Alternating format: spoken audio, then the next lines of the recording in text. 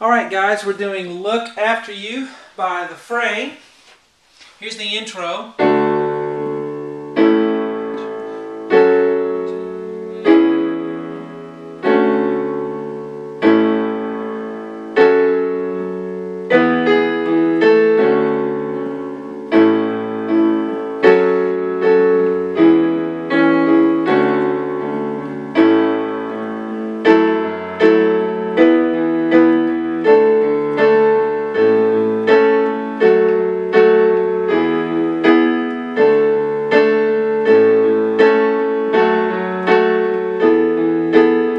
Okay, and actually I went further than the intro. I did the verse there where the singing starts right, or the second time through, after we do this repeat here, and I'll show you that. But let's start with the piano intro.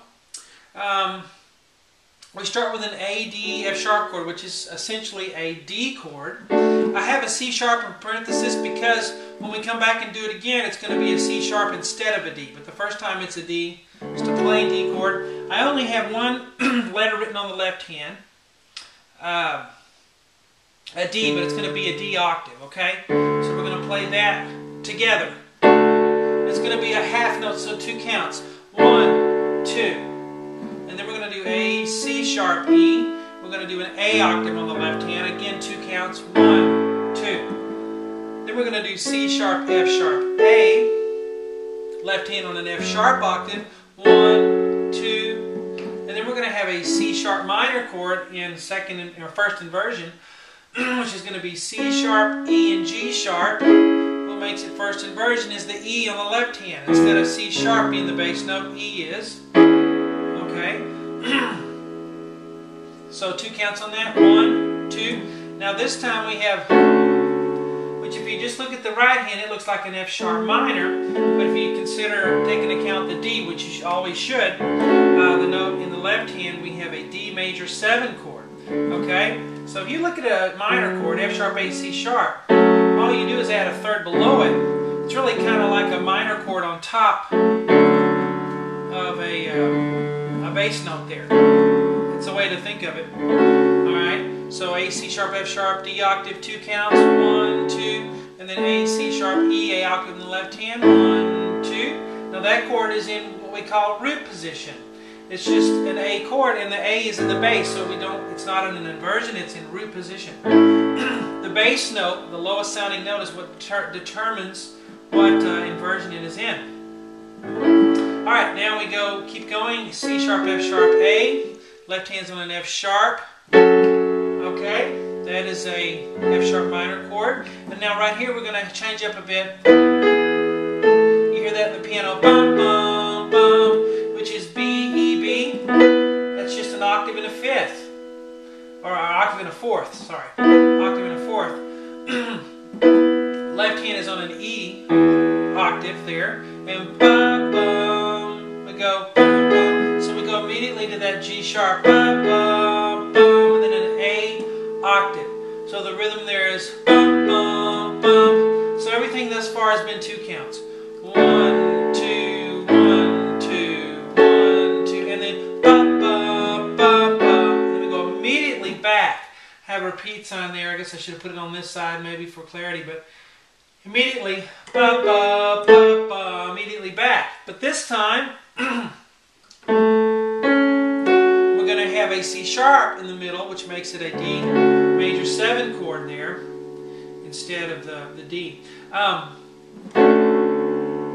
And I believe the singing starts here.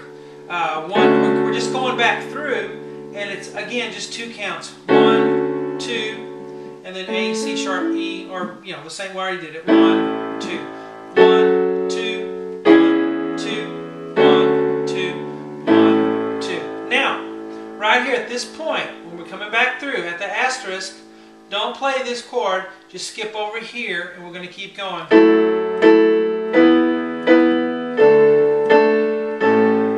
Okay, so soon when you repeat and you come back through, right here, this is the last chord you play, and then come over here.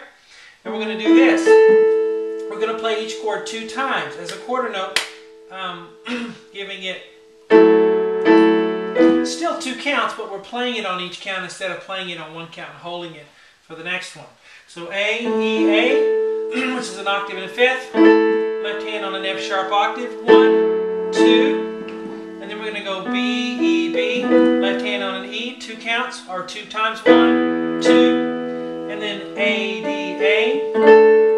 D octave on the left hand. 1, 2. And then here, I didn't put a 2 on there, but that's also a 2. 2 counts. A, C sharp, A octave. 1, 2. Okay, so that one is 2 counts. Let me look for a marker here.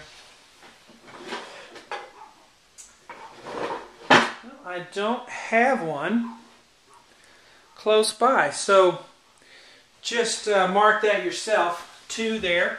Then we continue on. A, F sharp octave. 1, 2. And then G sharp, E, G sharp. Left hand on an E octave.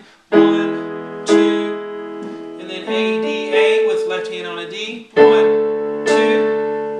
And then A, C sharp, A with an A octave. 2 counts. 1, 2. And then A, F sharp, A with F sharp. 1, 2.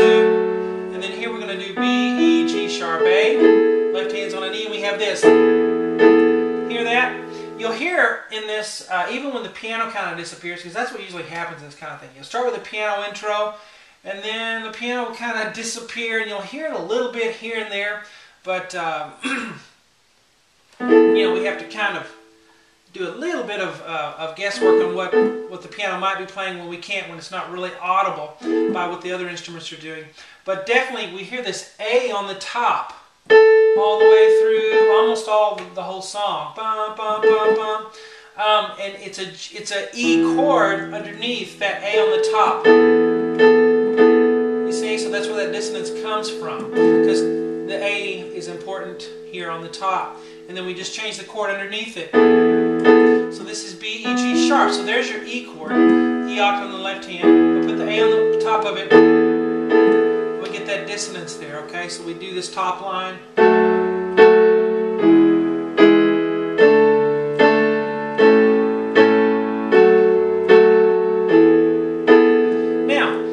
Be one of those people who play straight block chords and nothing else ever. We want to get our thumbs involved with it, okay? So that means your right hand thumb, your left hand thumb playing in the gaps, all right? So instead of just going 1, 2, 1, 2, and notice my left hand does not play the 2 times. I'm just doing it once, but if I fill in 1,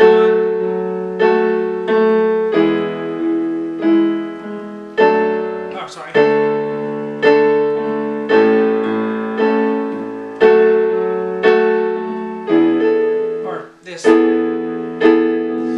So you get those thumbs in there lightly. Don't play them heavily. It just kind of fills it out a little bit, because you're doing, you know, if you're just playing piano, you don't have the drums, you don't have the other instruments that are in there, you have the strings and the bass kind of helping the rhythm along. We do things to help out with that, to fill it out.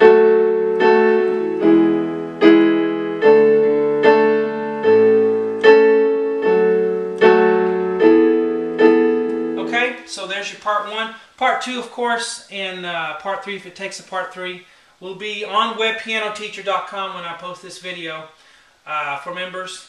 Find me on Facebook. Just do a search for Web Piano Teacher, and or do a Twitter search for Web Piano Teacher to find me on Twitter. If you'd like to hire me to do a request, this is a hired request. Someone hired me to do this song. If you'd like to hire me to do a song, find me on Facebook. And I'll post periodically times when I'm taking another batch of hired requests, and you'll be able to get some links to download the videos that you purchase. Talk to you later.